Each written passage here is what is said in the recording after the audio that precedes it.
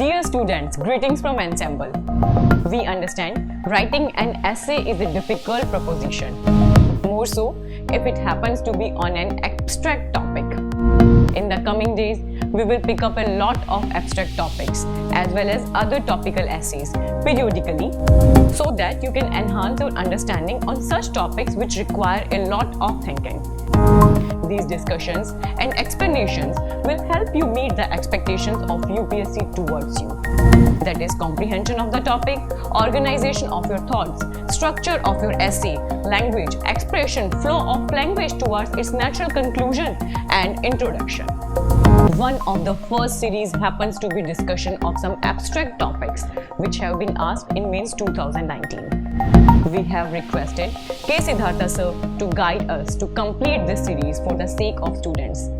And we are very thankful to Sir for having taken time to record and provide institute into writing essays.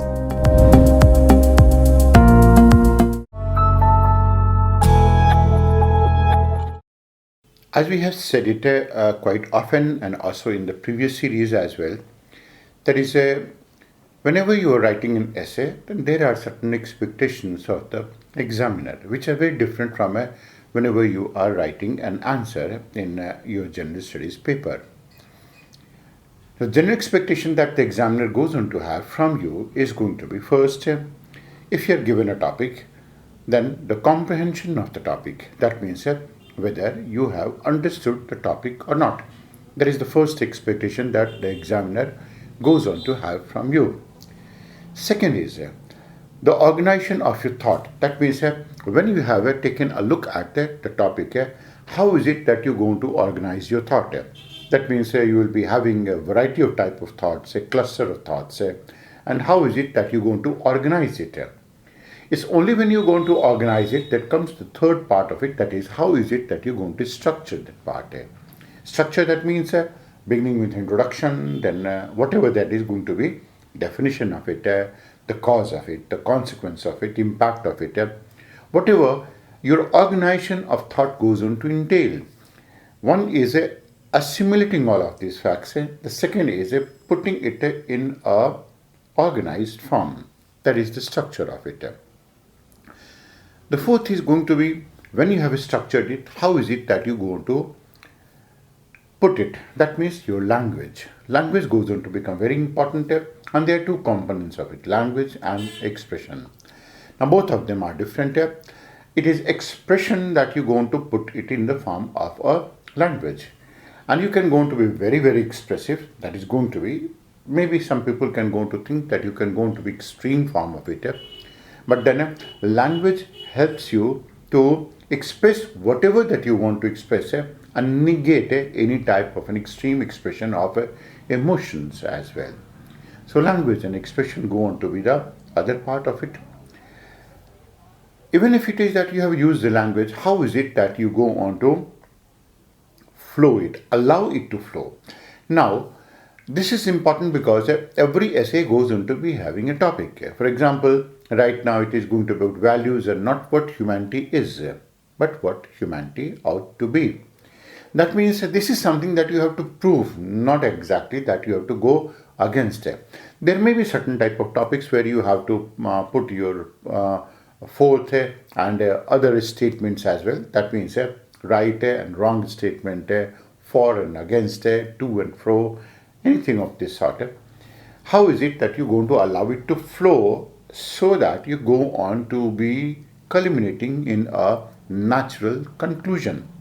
Now, imagine this word, that is, we are going to be talking about natural conclusion. That means the conclusion shouldn't go on to look out of place at all, and it shouldn't be detached from your main body of the essay.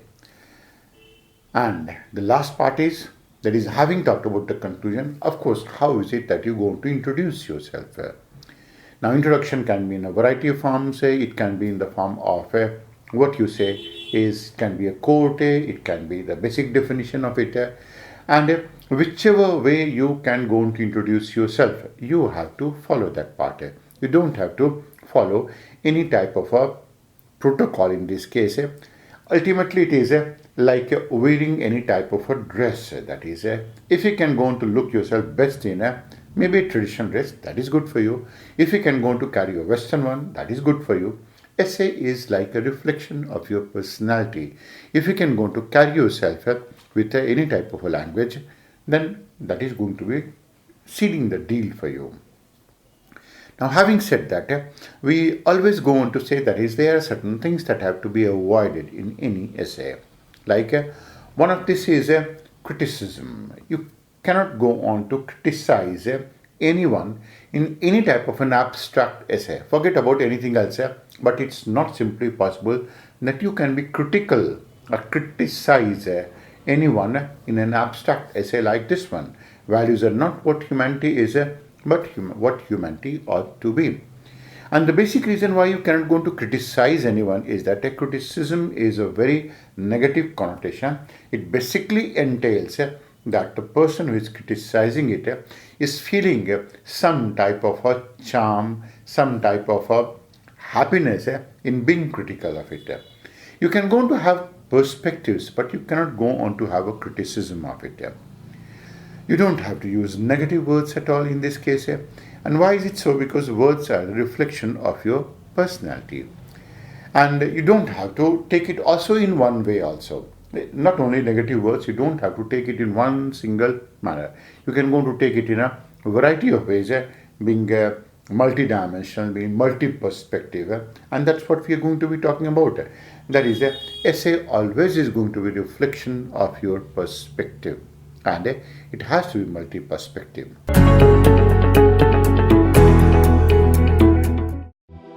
Thanks for watching this video.